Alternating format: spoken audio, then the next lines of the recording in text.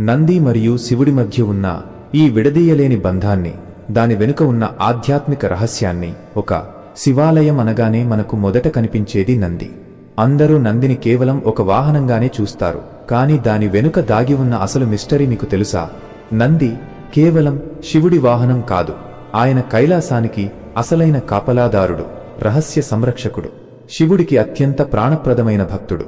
అసలు నంది చూపు ఎప్పుడూ ఆ శివలింగం మీదే ఎందుకుంటుంది? అక్కడ ఏ అయస్కాంత శక్తి వారిని కలుపుతోంది? చాలా కాలం క్రితం నందికేశ్వరుడు శివుడిని మెప్పించడానికి 1000 సంవత్సరాలు ఘోరమైన తపస్సు చేశాడు. ఆ తపస్సు వెనుక ఉన్న ఉద్దేశం లోక కళ్యాణం కాదు, తన స్వార్థం అసలే కాదు. శివుడు ప్రత్యక్షమై ఏం వరం కావాలి అని అడిగినప్పుడు నంది కోరిన ఆ ఒక్క మాట ఇప్పటికీ శివాలయాల్లో ప్రతిధ్వనిస్తూనే ఉంది. ప్రభూ, నా చూపు నీ నుంచి వేరు కాకూడదు.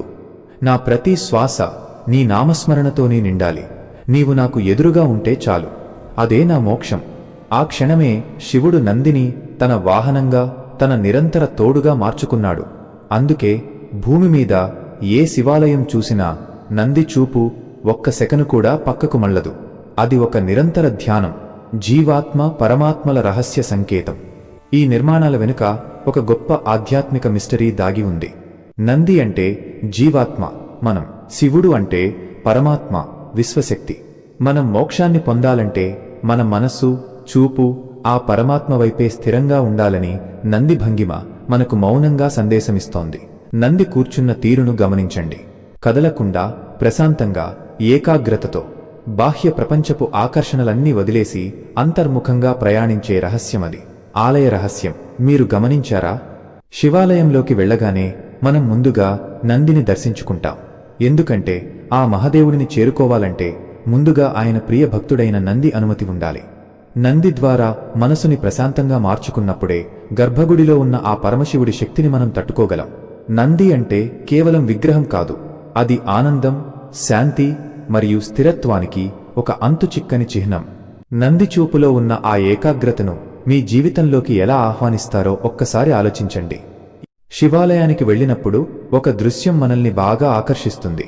భక్తులు నంది విగ్రహం దగ్గరకు వెళ్లి చాలా రహస్యంగా ఆయన చెవిలో ఏదో చెబుతుంటారు. చుట్టూ ఉన్న ప్రపంచానికి వినిపించకుండా కేవలం ఆ నందికి మాత్రమే తెలిసేలా జరిగే ఆ గుసగుసల వెనుక ఉన్న మర్మమేంటి? అది కేవలం ఒక ఆచారమా, లేక దాని వెనుక ఏదైనా పురాణ రహస్యం దాగి ఉందా? దీని వెనుక ఉన్న అసలు మిస్టరీ ఏమిటంటే, పరమశివుడు గాఢమైన ధ్యానంలో ఉంటాడు. విశ్వాన్ని నడిపించే ఆ మహాదేవుడి ధ్యానానికి భంగం కలిగించడం ఎవరికీ సాధ్యం కాదు. మరి భక్తుల మొర ఆ దేవుడికి చేరేది ఎలా? అక్కడే నంది పాత్ర మొదలవుతుంది. నంది శివుడికి అత్యంత విశ్వసనీయ సేవకుడు మాత్రమే కాదు, ఆయన ఆత్మబంధువు. అందుకే భక్తులు తమ మనసులోని బాధలను, కోరికలను ఒక డివైన్ మెసెంజర్, దైవిక దూత అయిన నందికి విన్నవిస్తారు. నంది ఆ మాటలను భద్రంగా దాచి సరైన సమయంలో ఆ కైలాసనాథుడికి చేరుస్తాడని ఒక ప్రబలమైన నమ్మకం. గట్టిగా ఎందుకు చెప్పకూడదు? నంది చెవిలో నెమ్మదిగా గుసగుసలాడటం వెనుక ఒక గొప్ప మానసిక రహస్యం ఉంది. అహంకారం వీడటం. మనం గట్టిగా అరిచి అడిగితే అది డిమాండ్ అవుతుంది, కానీ వంగి నెమ్మదిగా చెబితే అది వినయమవుతుంది. ఆ వినయమే దైవానికి దగ్గర చేస్తుంది. వ్యక్తిగత సంభాషణ. ఆ క్షణంలో భక్తుడికి దైవానికి మధ్య మూడో వ్యక్తి ఉండకూడదు. అది ఒక ఆత్మ మరొక ఆత్మతో జరిపే రహస్య చర్చ. నిజాయితీ. మెల్లగా చెప్పే మాటల్లో కపటం ఉండదు, కేవలం హృదయపు లోతుల్లోని నిజాయితీ మాత్రమే ఉంటుంది. ఇది ఒక మానసిక చికిత్స. ఆధునిక సైన్స్ ప్రకారం చూసినా మనసులో దాచుకున్న భయాలను లేదా ఆశలను ఎవరికైనా నమ్మకమైన వారికి చెప్పినప్పుడు మనసు తేలికపడుతుంది. ఇక్కడ నంది ఒక గొప్ప శ్రోత. తన దగ్గరకు వచ్చిన ప్రతి ఒక్కరి మాటను మౌనంగా వింటాడు. ఈ ప్రక్రియ భక్తుడికి ఒక తెలియని ఉపశమనాన్ని, ధైర్యాన్ని ఇస్తుంది.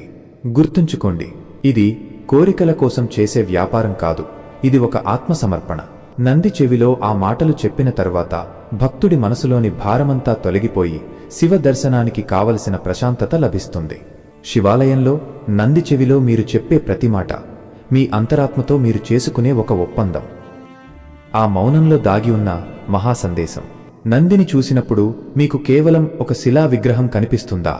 అయితే మీరు ఒక గొప్ప రహస్యాన్ని మిస్ అవుతున్నారు. నంది విగ్రహం రూపంలో మన కళ్ల ముందే ఒక లివింగ్ మాస్టర్ క్లాస్, జీవన పాఠం ఉంది. ఆయన కూర్చున్న తీరు, ఆయన చూపు, ఆయన నిశ్శబ్దం. ఇవన్నీ మన జీవితాన్ని మార్చేసే శక్తివంతమైన సందేశాలు. అసలు నంది మనకు ఏం బోధిస్తున్నాడు? ఆయనలోని ఆ అచంచల స్థితి వెనుక ఉన్న ఆధ్యాత్మిక రహస్యాలేమిటి? 1. సహనం, the art of patience. Nandi యుగయుగాలుగా ఒక్కటే భంగిమలో అస్సలు కదలకుండా ఓర్పుతో కూర్చుని ఉంటాడు. రహస్యం, నేటి వేగవంతమైన ప్రపంచంలో మనకు లేనిది ఇదే. ఫలితం కోసం ఆతృత పడకుండా కాలం పక్వానికి వచ్చే వరకు వేచి చూడాలనే సహనాన్ని నంది మనకు నేర్పిస్తున్నాడు. 2. ఏకాగ్రత, అన్వేవరింగ్ ఫోకస్. చూపు ఎప్పుడూ శివుడి మీదే. చుట్టూ ఎంతమంది భక్తులు వచ్చినా, ఎన్ని శబ్దాలు వినిపించినా నంది చూపు మలవదు. రహస్యం, లక్ష్యం వైపు ప్రయాణించేటప్పుడు బాహ్య ప్రపంచపు ఆకర్షణలు మనల్ని దారి మళ్లించకూడదు. మన దృష్టి ఎప్పుడూ మన పరమాత్మ లక్ష్యం మీదే ఉండాలని నంది హెచ్చరిస్తున్నాడు. 3. వినయం, ప్యూర్ హ్యూమిలిటీ. నంది సాక్షాత్తు కైలాస రక్షకుడు, అపారమైన శక్తులు గలవాడు. అయినా ఆయన ఎప్పుడూ శివుడి పాదాల చెంత ఒక సాధారణ సేవకుడిగానే ఉంటాడు. రహస్యం, ఎంత ఎదిగినా ఒదిగి ఉండాలి. అహంకారం అనే పొరను తొలగించుకున్నప్పుడే దైవత్వం మనకు కనిపిస్తుందని నంది నిరూపిస్తున్నాడు. శివదర్శనానికి ముందు ఒక సంసిద్ధత. మనం శివాలయంలోకి వెళ్లగానే నేరుగా శివుడిని చూడకుండా ముందుగా నందిని ఎందుకు చూస్తామంటే, అది మన మనస్సును శుద్ధి చేసే ఒక ప్రక్రియ. నందిలోని ఆ సహనాన్ని, ఏకాగ్రతను మనలోకి ఆహ్వానించినప్పుడే గర్భగుడిలోని ఆ పరమశివుడి శక్తిని మనం పూర్తిస్థాయిలో అనుభూతి చెందగలం. నంది మనకు ఇచ్చే అంతిమ సందేశం ఒక్కటే: నీ మనసు ఆ శివుడిపై, స్థిరత్వంపై నిలిస్తే నీ జీవితం ఒక అనంతమైన శాంతితో నిండిపోతుంది.